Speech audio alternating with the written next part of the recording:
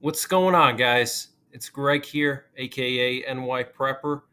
It is Tuesday, August 29th, 2023, and I have some more breaking news to share with you guys. Right now it is 1:17 p.m. Eastern Time here in the United States, and I have some concerning information to share with you. So, we have a presidential doomsday plane up in the air that has just turned off its transponder, and it's being followed by a stratotanker, an aerial refueler. So what you're looking at here is a screenshot from just about an hour ago, and this screenshot shows a US presidential doomsday plane and a stratotanker aerial refueler flying together. And then I'm going to show you guys the live map. Here's the live map, and you can see that the presidential doomsday plane is no longer in this area. It shut its transponder off. The aerial refueler you can still see, and this nuclear war command and control plane you can still see, but the presidential doomsday plane turned off its transponder. Okay, so just to show you guys the timestamp, 1639 UTC time. Okay, this is the screenshot. We have the E6 here taking off from Tinker Air Base, and the Stratotanker aerial refueler taking off from Birmingham, and then the presidential doomsday plane taking off from Offutt Air Base. And here you can see the refueler and the presidential doomsday plane together. Okay, and now if we go live, look at the timestamp, 1719 UTC time, literally less. So that was about 45 minutes prior. And you can see that the presidential doomsday plane is missing. Okay, it's gone. It's not anywhere to be found. And I tried looking for it, and it's nowhere to be found. So my guess is it's flying somewhere in this area near this E6 Mercury and near the aerial refueler.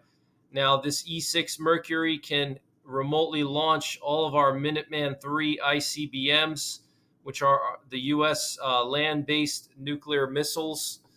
And it can also communicate with submerged nuclear armed submarines and send out launch codes. Okay, so something's going on for a presidential doomsday plane to be sent out at the same time as an aerial refueler and an E6, and then have it turn its transponder off is pretty weird. Okay, it's not something that happens too often.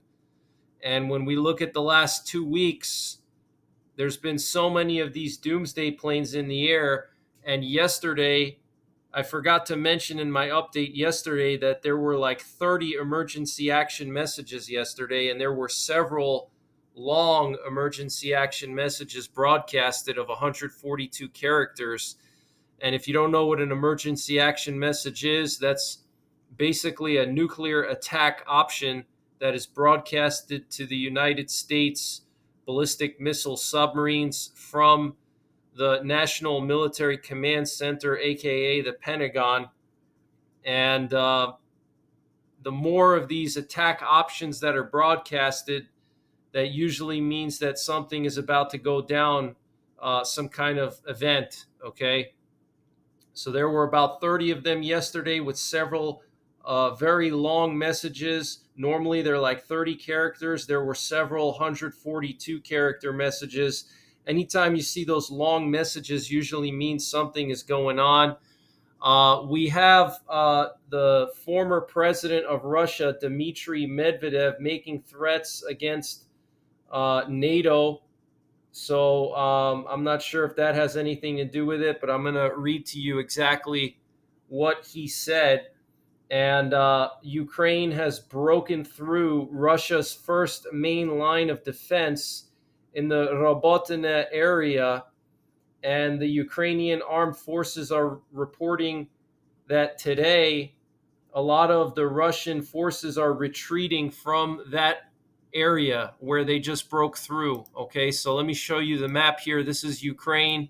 This is that critical land bridge that's connecting Russia to Crimea, and Ukraine obviously wants to sever the land bridge. And once they do that, they can isolate Crimea and then enter Crimea and take it back if they choose to. But they want to basically reach the Sea of Azov here and split the land bridge. And this is that breakthrough. It's a pretty significant breakthrough. This is the most heavily fortified section of the front line. Okay, look at all these red diamonds or pink diamonds. These all represent Russian forces. And if you remember the maps that they had, the satellite maps, multiple trenches here, and Ukraine punched through that initial first line. Okay, and now the Russian forces in the area here are starting to retreat. So look at how close they are already to Tokmak, which is a very important smaller city here, about halfway to Melitopol. So Ukraine is making gains. They're making breakthroughs. The Russian ruble is continuing to plummet. Russia is running out of missiles. Okay. There is talk of another draft next month. Up to 500,000 Russian troops might be drafted. But I don't see how that's going to help anything because Russia is running out of missiles and they're losing a lot of equipment, and they can't keep up with the NATO support. So at some point, Russia may decide to do something drastic, especially as the ruble crashes. And with what Medvedev said, and then there was also a Russian lawmaker that said that Robotyne is a great area for Russia to use tactical nuclear weapons. This was General Gurulev. He's the deputy of the State Duma from the United Russia Party, which is Putin's party. He called for the use of tactical nuclear weapons against Ukrainian armed forces in the Zaporizhia direction. The village of Robotyne is an ideal place for the use of tactical nuclear weapons. They have all gathered there in one place. It's just perfect. Okay, so we have a major Russian lawmaker, deputy of the State Duma. Okay, that's like, that's almost like the Speaker of the House, or the Senate Majority Leader, calling for a tactical nuclear strike in this area here. Okay, so and then Medvedev, making his threats, and so things are really escalating, guys. Okay, get prepared. All right, and we also had a B-52 in the air earlier, and it shut its transponder off at some point when it was over Kansas. It took off from Barksdale, and it went up to Kansas, and then it just disappeared from the flight tracker. So something's going on. We had 3 B-52s yesterday. Doomsday plane today shutting its transponder off. I don't know what's going on. In addition to that, we have a nuke sniffer plane that was in the air this morning, and it took off from Offutt Air Base, and it made an interesting flight path here. It flew towards the Roanoke-Blacksburg area, and it didn't land, but it flew really low. And then it went up north to Pennsylvania and New York, and it flew over Harrisburg. Then it flew over Albany. Then it went west to Buffalo. And then it finally landed somewhere in the D.C. area. Very interesting. It flew over all the major, not all the major cities, but some larger cities here in the Northeast before landing. So I don't know what that was about, but this is a nuclear detection plane. It can detect radiation in the atmosphere. And then late last night, there was a combat sentry in the air. This is an RC-135U, and it took off from Offutt, and there's only 2 of these planes in the Air Force, okay? Only 2 of them. And these planes provide critical reconnaissance information to the top generals, okay, and the defense secretary. So if one of these is in the air, that means something might be going down, or that they're getting ready to deploy one of these somewhere. I have a contact that is in the Air Force, and this person was telling me that they do this to calibrate their sensors. Okay, I have a contact that works with the nuclear forces and in the U.S. Air Force, and this person told me they do this to apparently calibrate their sensors. Okay, but a lot of these doomsday type planes, nuclear warplanes, nuclear bombers in the air the last 2 weeks. We have a P-8 Poseidon that was patrolling off the coast of Russia's northern fleet here in the Kola Peninsula. This is where Russia has 2/3 of their nuclear armed submarines, okay, uh, in the Yagelnaya naval base near Murmansk. And so for there to be a U.S. P-8 Poseidon up there, that's pretty rare as well. You don't see that a lot. So something is there's something going on that we don't know about, guys. Okay, I know a lot of you think that this is all training. I've been following these flights for the last 3 years, almost on a daily basis, and I've never seen this much doomsday plane activity, bomber plane activity over the U.S. in a 2 to 3 week period. It's just nonstop every day. And you have to understand that, the U.S. has intelligence that we don't have as civilians, as citizens. Okay, there could be something going on. They might see Russia moving their nuclear forces into position. We don't see that. Okay, they might see Russia getting ready to do something. We don't see that. We don't know. All right, so you can't assume that, oh, yeah, this is a training exercise. Everything is a training. I see all the negative comments. I see all the nasty comments, and I delete them. So don't even waste your time.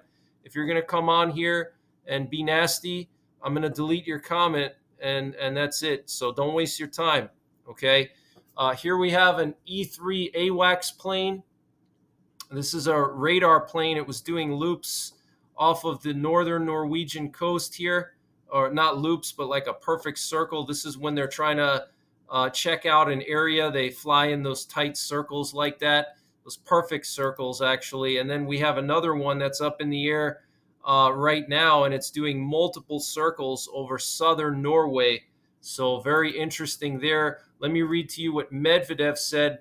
Ukrainian criminals have announced that any strikes of theirs against whatever Russian target, for example, in Crimea, were approved by NATO. Okay, so he's saying that Ukraine announced that all of their strikes against any Russian target are approved by NATO. That's what he's claiming. All right, this is on his Twitter. If it is true, and there's no reason to doubt it is, then this is a direct, legally significant proof of the West's complicity in the war against Russia alongside Stepan Bandera's state.